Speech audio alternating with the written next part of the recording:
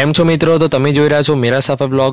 તો પહેલાં તો બધાને જય રણછોડ। તો તમે સમજી જ ગયા હશો કે આપણે ક્યાં જવાના છે। તો આજે આપણે જવાના છે રણછોડરાયના દર્શન કરવા માટે ડાકોર। તો બ્લોગને જરાક પણ સ્કીપ કર્યા વગર જોયા કરજો, તમને મજા આવશે। ચલો આગળ વાત કરીએ।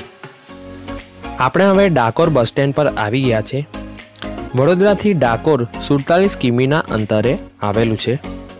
ડાકોર 43 કિમી ઉત્તર આણંદ ખેડા જિલ્લાના ઠાસરા તાલુકામાં છે અને નડિયાદથી 35 કિમી પૂર્વે ખાનગી અને એસટી બસો અમદાવાદ, વડોદરા અને આણંદમાં ઉપલબ્ધ છે। ડાકોરમાં નગરયાત્રા ફેબ્રુઆરી અને માર્ચના હોળીના તહેવાર દરમિયાનમાં નીકળે છે। શરદ પૂર્ણિમા તથા નવરાત્રિના તહેવારોની ઉજવણી પણ ભવ્ય રીતે થાય છે। એમ મનાય છે કે આજના દિવસે ભગવાન કૃષ્ણ દ્વારકા છોડીને ડાકોર આવ્યા હતા, જે પોતાના જ ભાઈને આપેલું વચન તે માણે પૂરું કર્યું હતું। યાત્રાળુઓ જન્માષ્ટમીના દિવસે પણ ડાકોરની મુલાકાત લે છે। કુદરતી વાતાવરણમાં આવેલા ડાકોર મંદિરનો નજારો એ બેનમૂન છે। અહીં ભગવાન કૃષ્ણને રણછોડરાયના નામે પૂજવામાં આવે છે। રણછોડરાયનો અર્થ યુદ્ધના મેદાનમાંથી ભાગી જનાર થાય છે। તેનું કારણ એમ છે કે જ્યારે કલ્યાણ પર જરાસંઘે આક્રમણ કર્યું ત્યારે કૃષ્ણ ભગવાન મેદાન છોડી ભાગી ગયા હતા।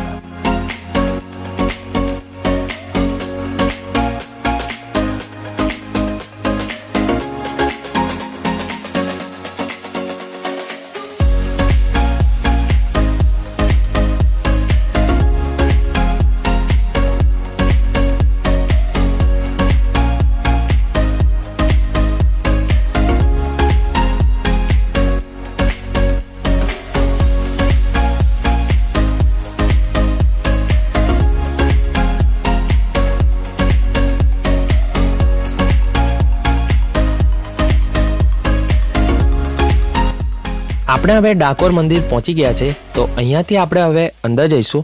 તો આપણે જાણીએ કે ડાકોરનું જૂનું નામ શું હતું। ડાકોરનું જૂનું નામ ડંકપુર હતું। દ્વાપર યુગમાં ડંક મુનિ દ્વારા ડંકપુર ગામ વસાવવામાં આવ્યું હતું।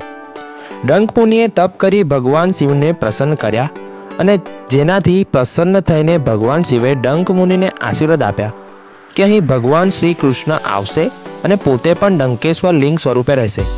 આજે પણ અહીં ગોમતી નદીના કિનારે ડંકેશ્વર મહાદેવ છે, જે આજે પણ શિવની સાક્ષી પુરાવે છે। અહીં ડંક મુનિએ પશુ પક્ષીના પાણી પીવા માટે કુંડ બનાવ્યો હતો। ભીમ અને કૃષ્ણ ભગવાનના પ્રસંગોપાત અહીંથી નીકળ્યા અને આરામ કરવા માટે ત્યાં જડા નીચે વિશ્રામ કરી રહ્યા હતા।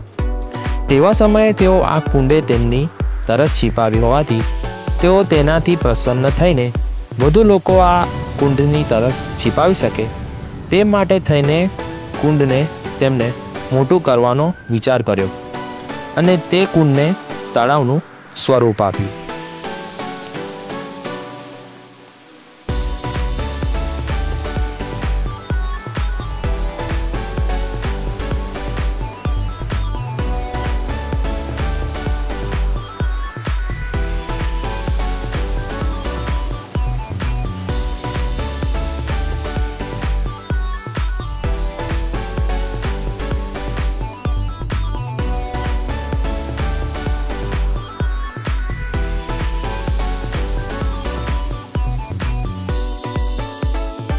ડાકોર મંદિરમાં રણછોડરાય ભગવાનના દર્શન કરીને જેવા તમે બહાર નીકળશો ત્યાં તમને બહાર જ આ સુવર્ણ તુલા સ્તંભ જોવા મળશે।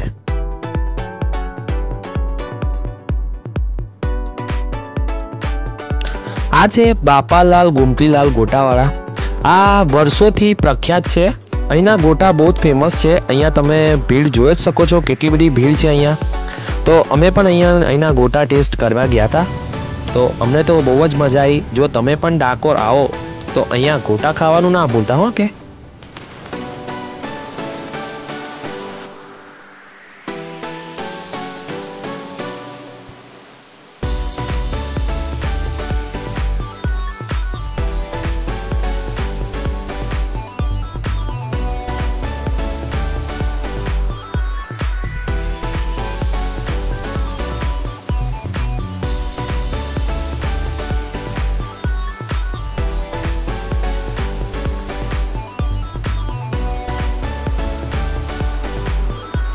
તો આ છે ડાકોરમાં આવેલું ગોમતી તળાવ. અહીંયા તમે આવીને બોટિંગ કરી શકો છો, હોર્સ રાઇડિંગ કરી શકો છો, ફોટોસ ક્લિક કરાવી શકો છો. જો તમે ડાકોર આવો છો તો ડાકોરમાં આવેલા અન્ય જોવાલાયક સ્થળોની મુલાકાત પણ જરૂરથી લેજો. ઉમરેઠ, લસુંદરા કુંડ, સિમલંજ, ગળતેશ્વર, ટુવાટીંબા કુંડ આ વગેરે પણ જોવાલાયક સ્થળો છે, તો આની મુલાકાત પણ જરૂરથી લેજો. અને જો તમે અમારી ચેનલ પર પહેલી વાર આવ્યા છો તો વિડીયોને લાઇક કરીને ચેનલને સબસ્ક્રાઈબ કરી બેલ આઇકન દબાવી ઓલ નોટિફિકેશન ઓન કરી દેજો, તાકી હું જ્યારે બી વિડીયો મૂકું એનું સૌથી પહેલું નોટિફિકેશન તમને મળી રહે. ચાલો ફ્રેન્ડ્સ, મળીશું બીજા વિડીયોમાં. ત્યાં સુધી બાય.